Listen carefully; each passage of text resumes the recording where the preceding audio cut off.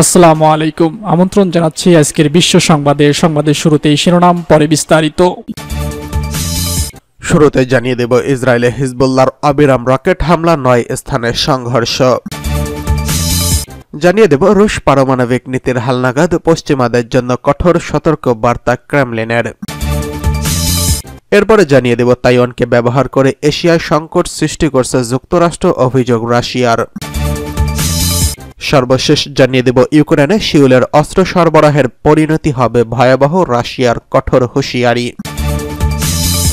ইসরায়েলে হিজবুল্লাহর অবিরাম রকেট হামলা, ৯ স্থানে সংঘর্ষ।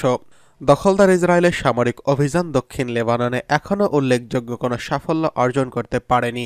হিজবুল্লাহর প্রবল প্রতিরোধের কারণে ইসরায়েলের জন্য খিয়াম শহর কার্যত দখল করা অসম্ভব হয়ে উঠেছে বলে জানিয়েছে আল মায়াদিন। গত ২৪ ঘণ্টায় হিজবুল্লাহ দক্ষিণ লেবাননে ৯টি স্থানে ইসরায়েলি বাহিনীর সঙ্গে সংঘর্ষে জড়িয়েছে। দেইর মিমাস এবং আল বাদাইদা এলাকায় মুখোমুখি সংঘর্ষে ক্ষেপণাস্ত্র ও মেশিন গানে ব্যবহার দেখা গেছে। এসব সংঘর্ষে হিজবুল্লাহ ৩টি ইসরায়েলি ট্যাঙ্ক ধ্বংস করেছে, যা খিয়াম শহরের পূর্ব দিকে, চামার পশ্চিম দিকে এবং আল জিব্বাইন শহরের পার্শ্ববর্তী অঞ্চলে অবস্থিত। এর ফলে লেবাননে ইসরায়েলি স্থল আক্রমণ শুরু থেকে এখন পর্যন্ত ধ্বংস হওয়া মেরকাবা ট্যাঙ্কের সংখ্যা বেড়ে ৫৪তে পৌঁছেছে। খিয়াম শহর দখলের দ্বিতীয় প্রচেষ্টাতেও ব্যর্থ হয়েছে ইসরায়েলি বাহিনী ৭ দিনের প্রচেষ্টার পরও এই শহরে প্রবেশ করতে পারেনি। এর মধ্যে হিজবুল্লাহ ইসরায়েলি বাহিনীর ২১০তম ডিভিশনের উপর সর্বোচ্চ ক্ষয়ক্ষতি আরোপ করতে সফল হয়েছে। এদিকে দখলকৃত উত্তর ফিলিস্তিনের বিভিন্ন সামরিক স্থাপনা এবং বসতিগুলোতে ক্রমাগত রকেট হামলা চালিয়ে যাচ্ছে হিজবুল্লাহ। আজ সকালে ইসরায়েলের মেতুলা বসতিতে প্রায় ৬০টি রকেট আঘাত হেনেছে। হিজবুল্লাহর হামলায় ক্ষয়ক্ষতি এলাকার মধ্যে রয়েছে কিরিয়াত শামোনা, আভিভিম, দিনোশ এবং মেরন। এছাড়া গোলানি ব্রিগেডের প্রধান ঘাঁটিও হিজবুল্লাহর রকেট হামলার লক্ষ্যবস্তু হয়েছে। ইসরায়েলের reserve force major general Israel Ziv বলেছে, লেবাননের সামরিক চাপ আমাদের জন্য বিপরীত ফল বয়ে আনতে পারে। এক পর্যায়ে এই চাপ স্বাভাবিক হয়ে গেলেও প্রতিপক্ষ শক্ত অবস্থানে থাকবে এবং সমঝোতার পথ রুদ্ধ হয়ে যেতে পারে। এদিকে লেবাননের উপর ইসরায়েলের হামলায় এখন পর্যন্ত ৩,৬৪৫ জন নিহত এবং ১৫,৩৫৫ জন আহত হয়েছেন। লেবানন সীমান্তে ইসরায়েলি সামরিক কার্যক্রমের কারণে পরিস্থিতি আরও জটিল হয়ে উঠেছে। লেবানন সীমান্তে এই উত্তেজনা আন্তর্জাতিক অঙ্গনে ইসরায়েলের জন্য নতুন কূটনৈতিক চ্যালেঞ্জ সৃষ্টি করছে। এদিকে রুশ পারমাণবিক নীতির হালনাগাদ, পশ্চিমাদের জন্য সতর্ক বার্তা ক্রেমলিনের। রাশিয়ার প্রেসিডেন্টের মুখপাত্র দিমিত্রি পেসকভ বলেছেন, যারা ইউক্রেন সংঘাতকে নজিরবিহীনভাবে উত্তেজিত করছে, রাশিয়ার হালনাগাদ পারমাণবিক নীতির প্রকাশ যুক্তরাষ্ট্রসহ পশ্চিমাদের প্রতি একটি বার্তা হিসেবে বিবেচিত হতে পারে। ভিজিটিআরকের সাংবাদিক পাভেল জারোভিনকে দেওয়া এক সাক্ষাৎকারে রাশিয়ার হালনাগাদ পারমাণবিক নীতির যুক্তরাষ্ট্র প্রশাসনের জন্য একটি বার্তা কিনা এই প্রশ্নের জবাবে পেসকভ বলেন, অবশ্যই এটা কোনো ঘটনা আকস্মিক নয়, এটি নির্দিষ্ট প্যাটার্নের ফল। তিনি আরও বলেছেন, প্রেসিডেন্ট পুতিন নির্দেশ দিয়েছেন, বর্তমান সংঘাতের শর্তের সঙ্গে সামঞ্জস্যপূর্ণ করার জন্য আমাদের নীতিতে পরিবর্তন আনতে হবে, যা মূলত পশ্চিমা দেশগুলোর দ্বারা প্ররোচিত। তবুও পুতিনকে এই নজিরবিহীন উত্তেজনার প্রতিক্রিয়া জানাতে হচ্ছে, যা প্রধানত বিদায়ী ওয়াশিংটন প্রশাসনের দ্বারা প্ররোচিত। পেসকভ বলেন, বিদায়ী মার্কিন প্রশাসন ক্রমাগত বেপরোয়া পদক্ষেপ নিচ্ছে, যা ইউক্রেনীয় সংঘাতকে আরও উত্তপ্ত করে তুলছে। গত ১৯ নভেম্বর রুশ প্রেসিডেন্ট ভ্লাদিমির পুতিন রুশ ফেডারেশনের পারমাণবিক প্রতিরোধের রাষ্ট্রীয় মূলনীতির নামে হালনাগাদ পারমাণবিক নীতি অনুমোদনের ডিক্রিতে স্বাক্ষর করেছেন। নতুন মূলনীতির মূল উদ্দেশ্য হল দেশের সার্বভৌমত্ব রক্ষার চূড়ান্ত মাধ্যম হিসেবে পারমাণবিক অস্ত্র ব্যবহার। রাশিয়া তার এই নীতিতে পারমাণবিক প্রতিরোধের আওতায় থাকা দেশ ও জোটগুলোর সংখ্যা বিস্তৃত করা হয়েছে।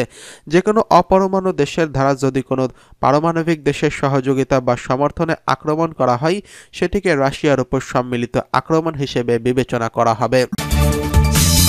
এদিকে তাইওয়ানকে ব্যবহার করে এশিয়ায় সংকট সৃষ্টি করছে যুক্তরাষ্ট্র, অভিযোগ রাশিয়ার উপ-পররাষ্ট্রমন্ত্রী আন্দ্রেই অভিযোগ তুলে বলেছেন, তাইওয়ানকে ব্যবহার করে এশিয়ার গুরুতর সংকট সৃষ্টি করে তুলেছে যুক্তরাষ্ট্র।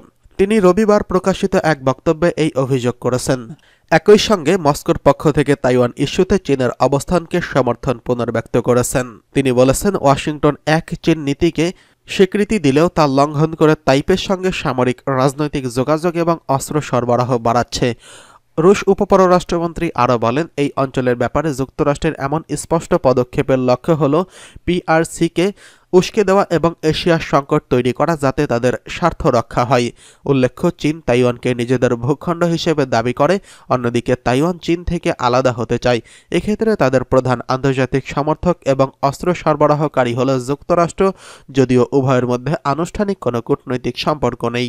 গত সেপ্টেম্বরে মার্কিন প্রেসিডেন্ট জো বাইডেন তাইওয়ানের জন্য 567 মিলিয়ন মার্কিন ডলারের সামরিক সহায়তার অনুমোদন করেছেন।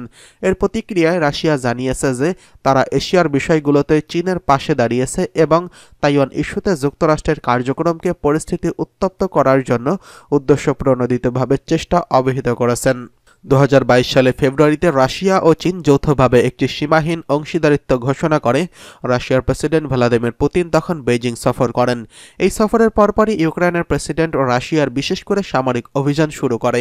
এদিকে এশিয়ার ভূরাজনৈতিক পরিস্থিতি এবং যুক্তরাষ্ট্র চীন রাশিয়া সম্পর্কের এই দিকটি ভবিষ্যতে আন্তর্জাতিক রাজনীতিতে গুরুত্বপূর্ণ প্রভাব ফেলতে পারে বলেই মনে করছেন বিশ্লেষকরা। ইউক্রেনে শিউলের অস্ত্র সরবরাহের পরিণতি হবে ভয়াবহ, রাশিয়ার কঠোর হুঁশিয়ারি। রাশিয়ার উপপররাষ্ট্রমন্ত্রী বলেছেন, ইউক্রেনে অস্ত্র সরবরাহ করলে দক্ষিণ কোরিয়া ও রাশিয়ার মধ্যে সম্পর্ক সম্পূর্ণভাবে ধ্বংস হয়ে যাবে। সেই সঙ্গে রাশিয়া এই ধরনের পদক্ষেপের বিরুদ্ধে সম্ভাব্য সব উপায়ে প্রতিক্রিয়া জানাবে বলে সতর্ক করেছেন তিনি। তার ভাষায়, দক্ষিণ কোরিয়ার উচিত একটি উপলব্ধি করা যে তাদের সরবরাহকৃত অস্ত্র যদি রুশ নাগরিকদের হত্যা করতে ব্যবহার করা হয় তাহলে আমাদের দুই দেশের সম্পর্ক পুরোপুরি নষ্ট হবে। সেক্ষেত্রে আমরা যেভাবে প্রয়োজন মনে করব সেইভাবেই প্রতিক্রিয়া জানাব, যা দক্ষিণ কোরিয়ার নিরাপত্তাকে হুমকির মুখে ফেলবে। রাশিয়ান কূটনৈতিক দক্ষিণ কোরিয়ার প্রশাসনকে পরামর্শ দিয়েছেন যেন তারা এমন বেপরোয়া পদক্ষেপ থেকে বিরত থাকে। তিনি বলেছেন, আমি আশা করি যে দক্ষিণ কোরিয়ার প্রশাসন দীর্ঘমেয়াদী জাতীয় স্বার্থকে অগ্রাধিকার দেবে, বাইরে কারোর প্ররোচনায় পড়ে স্বল্পমেয়াদী সুবিধার জন্য এহেন কাজ করবে না। ইউক্রেনে চলমান যুদ্ধের কারণে রাশিয়া ও পশ্চিমা দেশগুলোর মধ্যে উত্তেজনা ক্রমশই বেড়ে চলেছে। এমন প্রেক্ষাপটে দক্ষিণ কোরিয়া যদি ইউক্রেনকে অস্ত্র সরবরাহ করে তবে এটি রাশিয়ার দৃষ্টিতে গুরুতর পদক্ষেপ হিসেবে গণ্য করা হবে।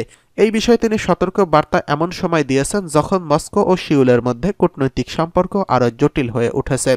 রাশিয়ার এই প্রতিক্রিয়া কেবল সামরিক ক্ষেত্রেই নয়, রাজনৈতিক ও অর্থনৈতিক ক্ষেত্রেও প্রতিফলিত হতে পারে বলে মনে করছেন বিশ্লেষকরা। দক্ষিণ কোরিয়ার কাছে রাশিয়ার এই স্পষ্ট বার্তা উভয় দেশের মধ্যকার সম্পর্কের ভবিষ্যৎ সম্পর্কে একটি গুরুত্বপূর্ণ ইঙ্গিত দেয়। আন্তর্জাতিক মঞ্চে এই পরিস্থিতি কিভাবে প্রভাব ফেলবে তা নজরে রাখা জরুরি। অন্যদিকে যুক্তরাষ্ট্রের 3টি বিমান বাহিনীর উপর বেশ কয়েকটি ড্রোন উড়তে দেখা গেছে বলে নিশ্চিত করেছে দুই দেশ। ড্রোনগুলো কারা পাঠিয়েছে সেটি নিশ্চিত করা যায়নি। যুক্তরাষ্ট্রের বিমান বাহিনী ইউএসএফএ জানিয়েছে, গত বুধবার থেকে গত শনিবারের মধ্যে এই ড্রোনগুলো দেখা যায়। যুক্তরাজ্যের সাফক কাউন্টিতে অবস্থিত দুটি বিমান ঘাঁটি আরএএফ ল্যাকেনহিথ এবং আরএএফ মিন্ডেল হল এবং নরকোফ কাউন্টিতে অবস্থিত আরএএফ ফেল্টওয়েলে ড্রোনগুলো চোখে পড়ে। এই ঘাঁটিগুলি যুক্তরাষ্ট্রের বিমান বাহিনী ব্যবহার করে থাকেন।